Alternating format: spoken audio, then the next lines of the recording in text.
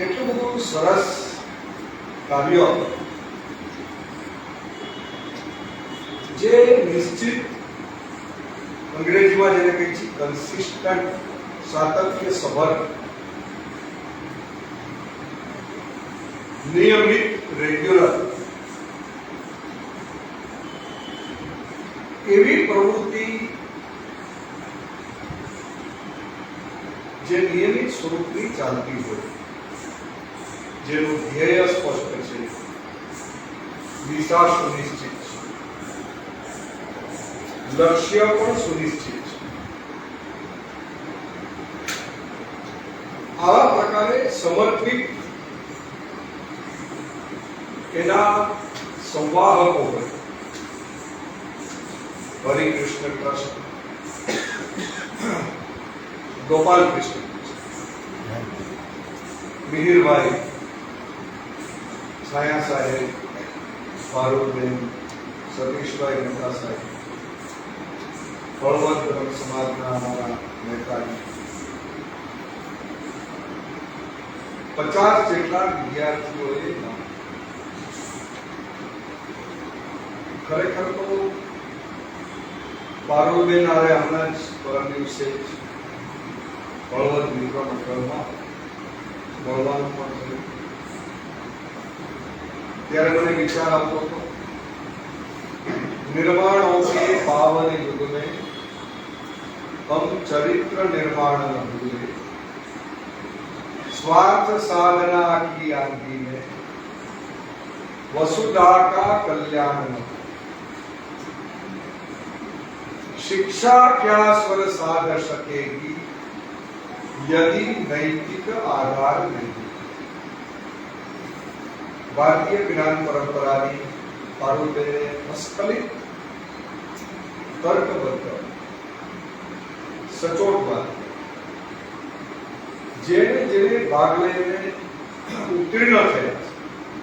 હું તો ભાગ લેનાર પ્રત્યેકને એટલા માટે અભિનંદન આપીશ કે વર્તમાન સમયમાં આપ જે કામ કરી રહ્યા છો, આપ જે ભાગ લઈ રહ્યા છો, એમાં ભારતીય જ્ઞાન પદ્ધતિમાં આપે જે અત્યારે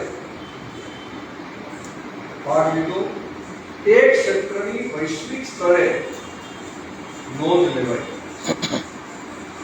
ત્યારે મને એવું લાગે છે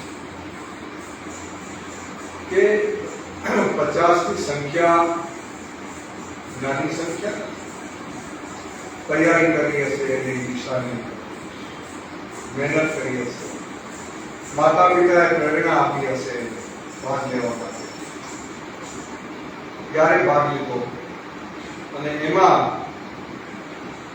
નામો કેટલાક સરસ મજાના ઉતરીને જીવનમાં આ વસ્તુ અત્યારની ઘટના નાની લાગશે તમને વિદ્યાર્થી, પરંતુ નાનકડી નોંધ લેવી, ટપકાવવી આજની તારીખ સાથે કે આ દિવસે અમે ભાગ લીધો હતો અને આ દિવસે અમને ઇનામ પ્રાપ્ત થયા. ભવિષ્ય માટેની આ ખૂબ મોટી ઘટના છે. અને માટે જ શિક્ષા ક્યાં સ્વર સાધ સકેગી યદિ નૈતિક આધાર નહીં. નીતિ, સત્ય, ધર્મ, આ 3 બાબતો કેન્દ્ર સ્થાને હશે તો ઉચ્ચ શિક્ષણ જે છે એનો સંદર્ભ વાસ્તવિક રીતે જોવા જઈએ તો સફળ. અને માટે એક છાયા સાહેબ, નૈનાબેન અને આખી ટીમ જે રીતે કાર્યરત છે, મને પણ વિચાર આવ્યો. આજ કાર્યક્રમોની થોડી વિપુલતા હતી, સવારથી કાર્યક્રમો વધારે, પરંતુ અહીંયા આવવું એ મારી જવાબદારી ઉત્તરદાયિત્વ છે. જ્યારે શાશ્વત એવા આપ સૌ પ્રબુદ્ધ અને શાશ્વત એક સરસ મજાની દિશામાં કાર્યરત હો, ત્યારે ખરેખર બેનને તો જ્યારે હું સાંભળું છું ને પારુલબેન અને અન્ય વક્તાઓને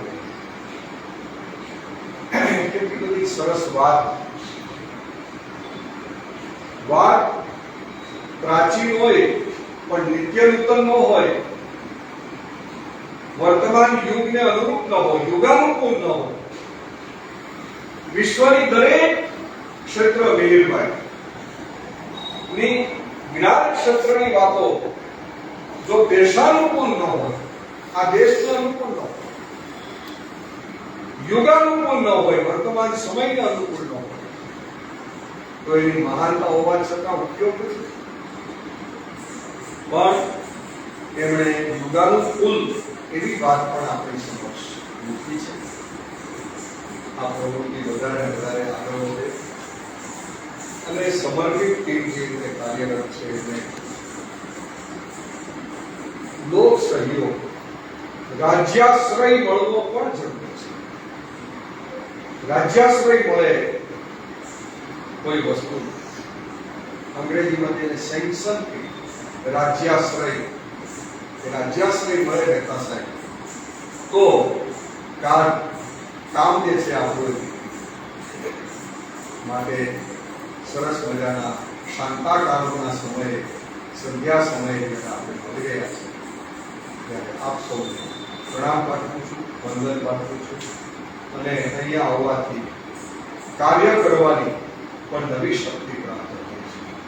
માટે આપ સૌને ખૂબ ખૂબ અભિનંદન, વંદન, નમસ્કાર, ભારત માતા.